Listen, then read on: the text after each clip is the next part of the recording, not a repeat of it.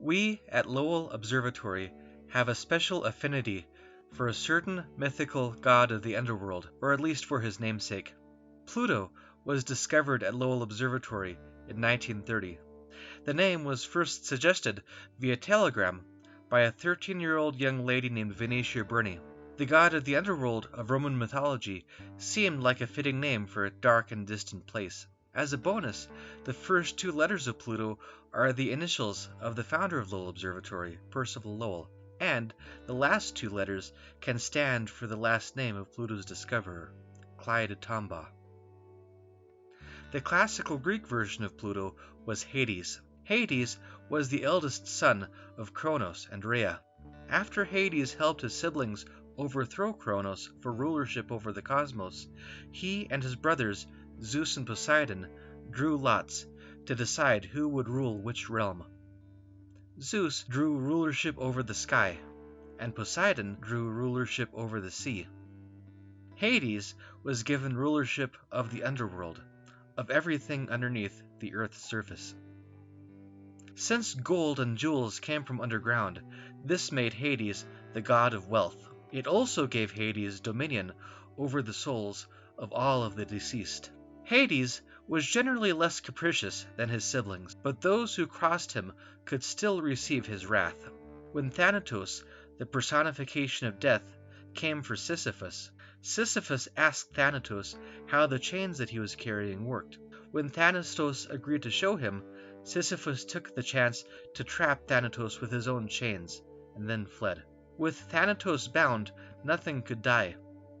Sacrifices couldn't be made to the gods, people and carnivorous animals couldn't eat meat, and sick people suffered without release. But Ares, the god of war, was annoyed that no one was being killed in battle, and so Ares freed Thanatos and turned Sisyphus over to Hades. But Sisyphus wasn't done yet. He had previously asked his wife not to give him a traditional funeral. Since she had given him a traditional funeral, Sisyphus convinced Hades to allow him to return to the underworld briefly to scold her. Of course, once Sisyphus was back in the land of the living, he made no effort to return to the underworld. Having escaped death twice, Sisyphus lived to an old age. But he did eventually return to Hades. As punishment for trying to cheat death, Hades condemned Sisyphus to perpetually push a boulder up a hill.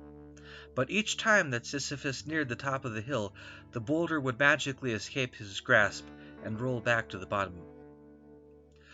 Another figure to face Hades' wrath was Pirithous. Pirithous was friends with Theseus, and the two of them made a pact that each of them would help the other abduct a daughter of Zeus and marry them. Theseus kidnapped Helen of Sparta, who was soon after rescued by her brothers Castor and Pollux. But Pirithous set his sights higher on a full goddess, on Persephone, the partner of Hades and the queen of the underworld. Theseus and Pirithous arrived in the underworld, but Hades had ascertained their intent.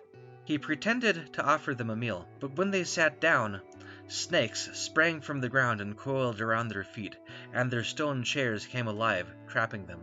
After some time, Heracles came to rescue Theseus and Pirithous. Heracles broke Theseus free, but when he attempted to free Pirithous, the earth around them shook violently in mourning.